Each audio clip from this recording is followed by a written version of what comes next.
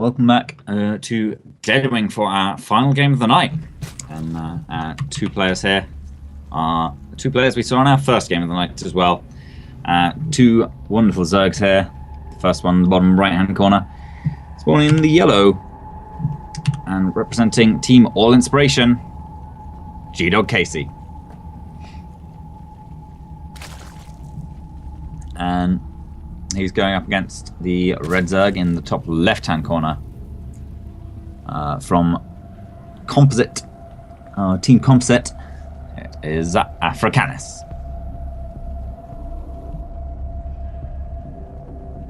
And yeah, last time these two met, Afracanis came out on top, advancing on the wins match, where unfortunately he fell to Vespasian. But I don't know, rematches seem to have a tendency to go the other way. Quite often, the player who lost will learn a little bit, take something away from the games they lost, adapt on it, and maybe come back with some new tricks up their sleeve. So we'll see whether that comes out, or whether what we've learned already holds true, and Afracanis is able to take it away. Either way, I think gdoggcasey comes out with a pretty nice initial advantage with this hatch first. Deadwing's a pretty big map, and with the cross positions as well, it's enormous. So hatch first is going to be pretty much safe against just about anything that Africans could possibly be thinking about pulling out. Certainly with what he's already done with a relatively safe pool timing and a hatch of his own, there's really very little Africans could do to punish gdoggcasey in this situation. But gdoggcasey is actually going to run across the map with a couple of his lings. And this does get spotted by Afracanis, but it's a bit of a risky move, because Afracanis, due to that slightly faster pool and the gas he got down, is going to have much faster speed. And this will mean that if he has just a couple of lings advantage and catches gdoggcasey's lings out on the map, they will all die, every single one, because they just can't run away. And I believe we saw that happen on King Sejong. So I don't know. gdoggcasey has a little while to play around with. He's had some time before that actually really is too much risk happening. But actually, it looks like these lings are just for scouting purposes. So after three of them, two of them make him into the main base. He could even try and pick off a drone or two, but really he gets to see what he wanted to see. And he is actually going to get a drone with it as well, which I'd say is completely worth it. The three lings and the scouting information for, and you get to pick up a drone as well, is a pretty good trade. So for now, gdoggcasey, he did open gasless. He's throwing down double gas now, and we'll see what he goes for with it. It's quite often we'll usually see roaches out of a gasless opening, because it just makes a little bit more sense. You get that really powerhouse econ going with all the minerals you're spending on more econ rather than other things. So Afracanis throws down his roach one. I'm expecting a roach one from gdoggcasey to follow it up pretty shortly. He has invested into two spine crawlers just for extra safety, and I would say he has a little bit of a tendency to maybe be a slightly over safe with these spine crawlers. Every single game he's gotten about two, and one spine crawler it's a good investment, especially in a volatile matchup like ZVZ. But two starts, and every single game starts to become a bit something your opponent can play around a bit, because obviously that's 200 minerals and two drones invested into units which are only going to be good if Afracanis attacks into gdoggcasey. And if Afracanis is happy to sit back and macro up, then the spine crawlers do absolutely nothing unless you want to consume some with your Vipers. But I am not expecting Vipers to come out in this matchup. Either way, gdoggcasey now getting really powerful gas income after his initial no gas income. Is able to get his lair up on the way. He's also getting +1 ranged weapons and ground defense. So gdoggcasey is looking in pretty good position. Also with his lair finished, he can now get roach speed and start roach production. He's got perfect saturation on all his bases, really. There's a 2 in one of his gas geysers, but that's actually kind of good, because you actually can sustain full roach production off 2 hatcheries with 3 gas geysers and 2 fully saturated minerals. So just having the 2 in gas could well be a deliberate thing, just to keep his upgrades ticking along while he produces a load of roaches. So it looks like he's just going to be taking his 3rd with this, not actually pushing out any aggression onto Africanis, but he's got enough roaches that he could still just put out some aggression whilst taking a 3rd behind it. And I kind of like to see that, but it doesn't matter particularly. He's in a good position. He's capitalizing on his macro lead, and Afracanis, has he seen the 3rd? Oops. Yeah, Afracanis doesn't. I mean, he knows now. He's seen the extractor, so Afracanis will know what's up, and may well choose to respond to the 3rd of his own, or choose to pump out a big spell of units and try and win the game there and then. And it looks like he's going to try and do a bit of both, which I don't feel is going to work out too well, because he is getting his 3rd, and he's producing units instead of drones. So if he is producing drones, of course they can't be mining now, but it would mean that he could transfer them over and saturate that base, the 3rd base he's taking, immediately as it finished. But as it is, he's got a bunch of roaches up here that are going to walk into gdoggcasey's concave and die, and 2 of them go down pretty immediately. 1 extra is going to fall. Actually, gdoggcasey is just going to press the issue here. He's got roach speed, and Africanis doesn't. So Africanis, his roach speed is about 20-30 seconds off. So gdoggcasey is going to be able to chase him all the way home. And I think Africanis is just going to lose all of these roaches, which is a really big loss, because it's extremely cost-efficient pickup for gdoggcasey. The upgrade lead as well is... Oh, actually, gdoggcasey's... I mean, they are an equal upgrade, but gdoggcasey has started his 2-2, got a bit faster. And actually, gdoggcasey might just be able to deny this 3rd base. He's picked off a couple of queens, as well as obviously killing all those roaches as they were trying to retreat back. And all the roaches here from Africanis are going to go down as well. There's too many for gdoggcasey. Reinforcements coming in might be able to push him back, but they spend a few minutes dither around and back, and reinforcements coming in for gdoggcasey now as well. So gdoggcasey has actually forced Afracanis back to his spine floor, back to his defensive position here, and this means that gdoggcasey can start attacking this hatchery, can start suppressing his opponent's economy a bit more, and the queen goes down as well. Had transfusion zones, that is a bit of a shame. That's quite a loss there. gdoggcasey behind this as well. He's not slacking off on anything. He's getting his hide list den up. If he picks off the roach one here, Africanis will only be able to produce lings to hold this off, and lings will not be enough to take out 30 roaches, 15 more in production as well. So Afracanis just doesn't have anything left, and gdoggcasey takes that 1st game.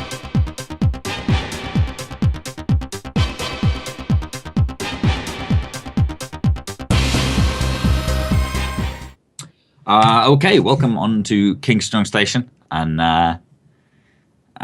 game 2 of this series. The first player up 1-0, and looking to win this game to advance onwards to secure the final spot in the playoffs. It's the Yellow Zerg player from Team All Inspiration, gdoggcasey.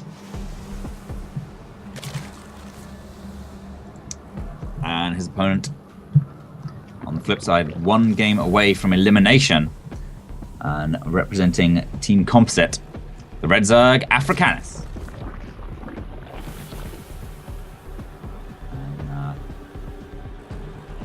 Yeah, it looks like Afracanis is going to go a little bit more macro-oriented, opening up with what I believe was a hatch first there, before going into his pool and gas. Whereas gdoggcasey trying to play a little bit safer, I guess, still a little worried about Afracanis, any teas coming out. Did go for his pool before a hatch, but both players are going to get their hatch eventually. And this actually does remind me a little of their previous game on Kingstone Station.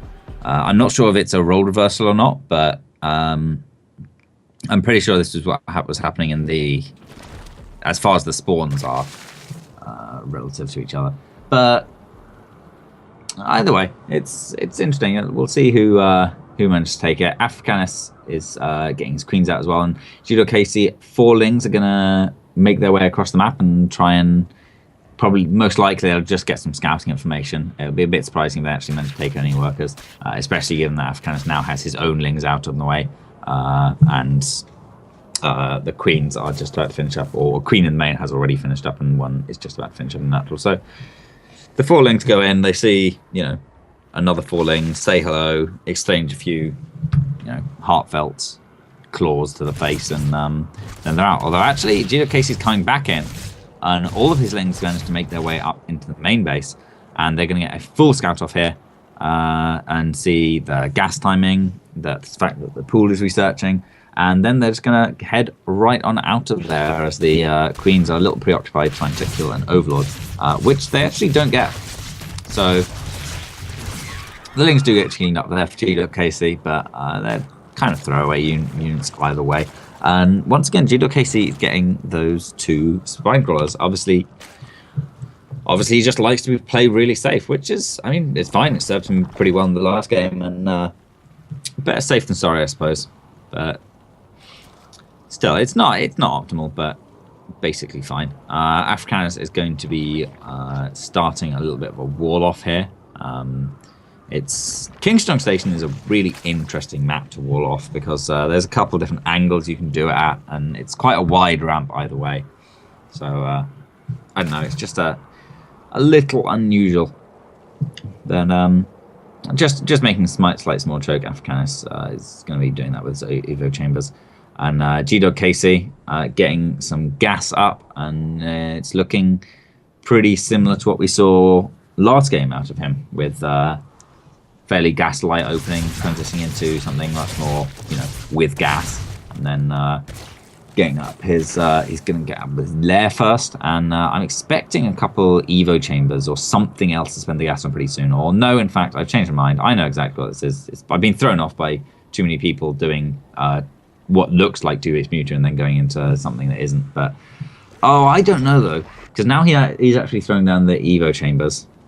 Normally, I'd say this looks like Mutalisk, but now gdoggcasey is actually throwing down the Evo chambers. Even when they start researching upgrades, is when I think I'll decide whether or not is definitely going Mutalisk, or whether it's just just quite gas heavy roaches. Okay, so with that much gas committed to the roach upgrades, it's almost certainly not going to be any Mutalisk coming out. He's already spent the Spire on these upgrades plus 50/50, so that's where the gas goes. That's where the money is, and it's why shouldn't it be for gdoggcasey? It worked out for him pretty well last game.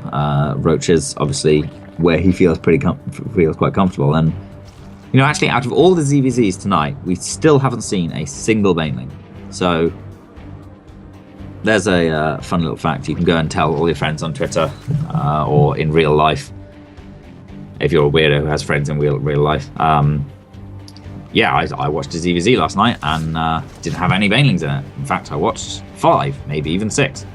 And yeah, they'll be very impressed, and it'll get you tons of hot ladies, hot grill.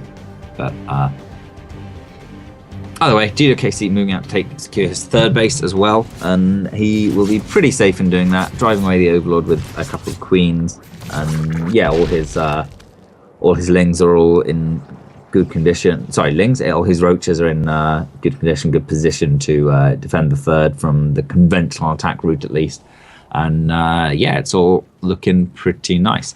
There is a slight upgrade lead this time for Afracanis, whereas last game gdoggcasey sort of took and held the upgrade lead, although only by a very small margin. This time Afracanis went for a much faster single upgrade before throwing down his 2nd Evo chamber to get the double ups for armor and +1 armor and +2 weapons. So it's yeah, that's a pretty nice little play, because obviously the attack matters a lot more than defense with both roaches and Hydralisks.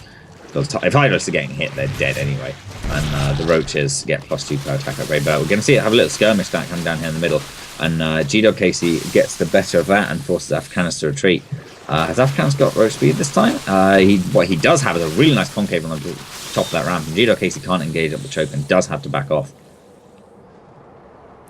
But he's still fine. He didn't really lose any roaches. He didn't overcommit to pushing up that ramp, and did manage to just trade a little bit of army, a couple of units. And gdoggcasey, of course, also got his got his 3rd base up faster. So he's going to be he's going to be a little bit ahead in the econ game. Although Afracanis does have quite a bit higher work count, 10 workers up.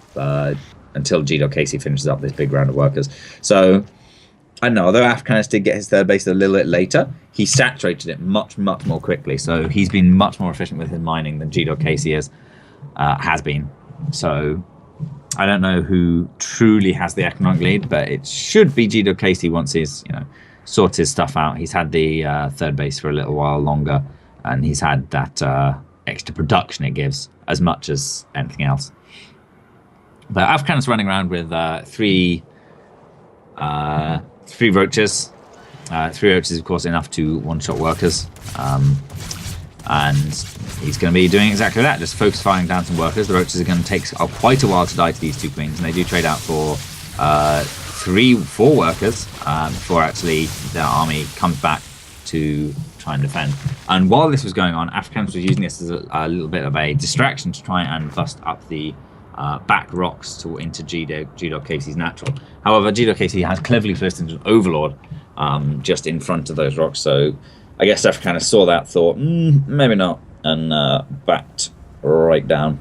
But for now, both players are just sort of trying to craft their compositions a little more. Afracanis is a little bit stuck on roach tech. He's trying to get some hide lists out, but gdoggcasey already has hide lists just hitting the field now, and when they join up with his roach force, they're going to be really, really increase the power that he can bring to bear. But for now, gdoggcasey actually just having a couple of roaches led down by Afracanis and doesn't want to lose them, but they do give crucial information about the fact that Afracanis is moving out here and looking to threaten the third base. gdoggcasey is going to find it a little bit difficult to take engagement. He's got to actually here we go, it comes down. The high list are in the front line a little bit, and now gdoggcasey can take a really good engagement. Now if he doesn't have that little bit in the middle to worry about, he can really properly look at getting a big concave set up. A lot of the roaches, the stuff stepping forward, a ton of high list dealing damage in the back line, but Afracanis has a really good surround, moving these roaches up to the top. But I'm not sure it's going to be enough to compete with the DPS the gdoggcasey's hide list is just putting out from the back. Looks like gdoggcasey wants to play a little bit safe and it's going to retreat back, but he didn't lose any of those expensive hide lists, which is the key unit in this composition, of course. Just the roach tanking, which is fairly cheap and disposable. So gdoggcasey is going to chase forwards for a little bit, and Afracanis, when his reinforcements come in, could maybe try and turn and fight this, or no, I don't think gdoggcasey is going to give him a chance. gdoggcasey is just going to back off a little bit, although actually this time Afracanis is going to be the one stepping forward, and there's still a lot of hide lists going back, and gdoggcasey steps forwards, he pushes on top of Afracanis' roaches, and Afracanis has to step back, but with the concave he got on this ramp, gdoggcasey will be forced to retreat. Can't really attack any further from that avenue. However, this one is an entirely different story altogether. So now gdoggcasey can really make use of big concave here, get his hide list doing tons of damage in the back, and Afracanis is trying to get a concave as good as he can. But actually, gdoggcasey moves forwards into it, which allows Afracanis' roaches, the ones that are in the back, a little bit more time firing. However, he's going to break the top hand side of Afracanis' flank and curve round onto the rest of it, which is actually swiftly crumbling as well. The reinforcement for gdoggcasey is coming through the center of the map, also managed to peel off some of Afracanis' forces and take that down. So Afracanis, after beating gdoggcasey in the first game, now gets 2-0'd by him, knocked out the tournament, and allowing gdoggcasey our final spot in our round of 8.